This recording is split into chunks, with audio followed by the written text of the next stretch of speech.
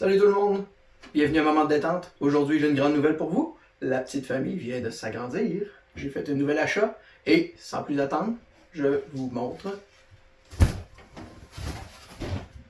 la Ruger American Gen 2 en calibre 6.5 Creedmoor.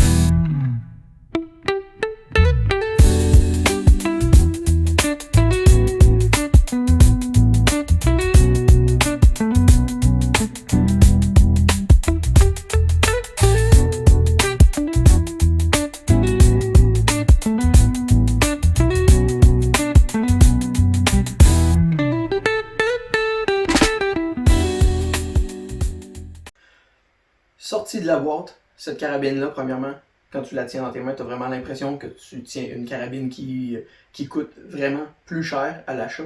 Le premier détail que je veux vous parler, ça serait la crosse. Premièrement, c'est la rigidité un peu du stock. C'est pas encore un carbone, mais là encore, on est dans un price point qui est quand même bas. Donc, c'est quand même bien. Ils ont texturé les espèces de petites lignes, là, les détails blancs et noirs là, sont vraiment texturés. Puis je trouve que au toucher, c'est vraiment agréable. Quand on tient l'arme, c'est vraiment très confortable. On a vraiment une bonne grippe dessus. Le forehand un peu ici. Encore, il est quand même plus rigide que c'était avant sur les modèles précédents. C'est encore possible, mais c'est plus difficile, mais c'est encore possible d'aller toucher le canon, mais vraiment c'est plus rigide. Ils ont un peu amélioré ce côté-là. La crosse, elle a le comb height ici, et le length of pull qui est ajustable. Cependant, vous allez devoir faire un achat supplémentaire sur le Ruger Shop si vous voulez avoir les spacers. En ce moment, sorti de la boîte, tout ce que vous pouvez faire, c'est enlever la partie ici qui est à peu près, je dirais, un pouce, un tiers, peut-être un pouce et quart. Mais pour passer d'un adulte à un enfant, mettons, le spacer, tu l'enlèves puis t'es correct. Sinon, pour en avoir des plus courts, pour un ajustement un peu plus adéquat, c'est à commander. Le comb height, c'est la même chose. Il vient comme ça avec un comb height. Si vous voulez avoir un plus haut, plus bas, c'est encore un achat sur Ruger Shop. Mais out of the box, je dirais que c'est quand même confortable. Au niveau du chargeur, Ruger ont décidé d'aller dans une direction différente avec un chargeur de type AICS, qui est quand même... qui demande un petit peu d'adaptation. Il est un petit peu finicky, on va dire, à rentrer. Pour l'enlever, on a une clenche sur le côté ici. C'est quand même, c'est pas mauvais, mais il va demander un petit peu d'adaptation et il est quand même très flush.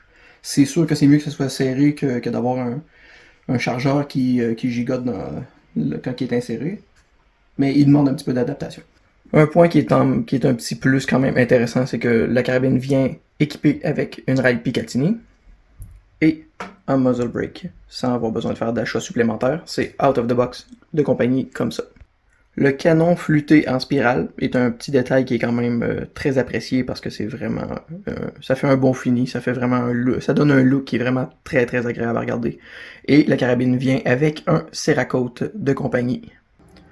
Au niveau de l'action, c'est un peu médium, c'est un peu moyen, je dirais. C'est pas mauvais, mais le Cerakote a été mis à l'intérieur de l'action, puis on dirait que ça empêche, même avec une petite lubrification mineure, ça devient moins pire, mais quand même, on dirait que ça accroche un peu, ça glisse pas aussi bien que...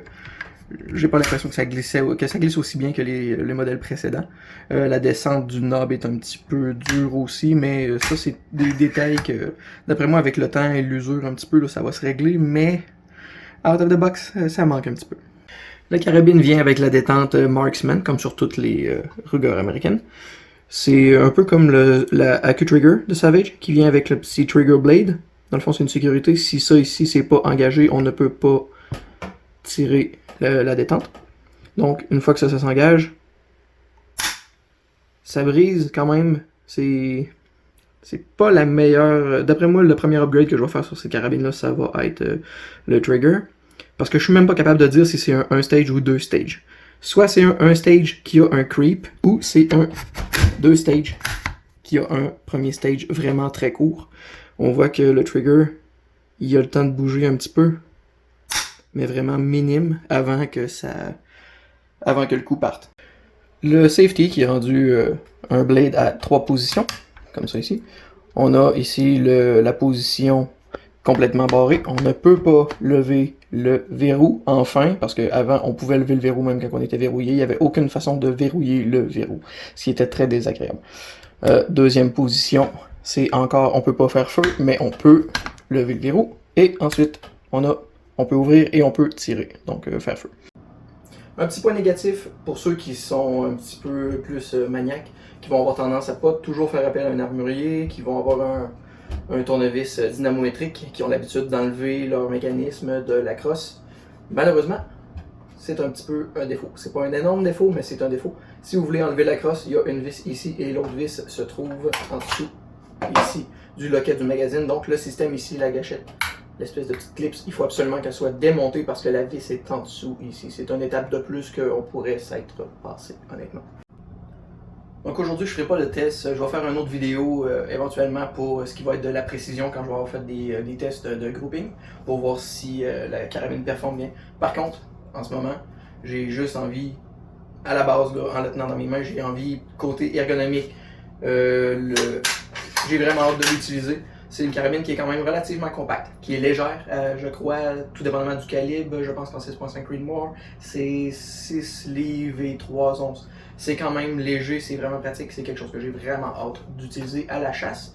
Et si jamais cette carabine-là performe bien au niveau de la précision, c'est un projet qui va être un projet à long terme qui va me servir pour une carabine de cible de longue distance. Donc je vais changer plusieurs composantes et que je vais modifier à ma guise pour la mettre à mon aise et la rendre en faire une bête de target.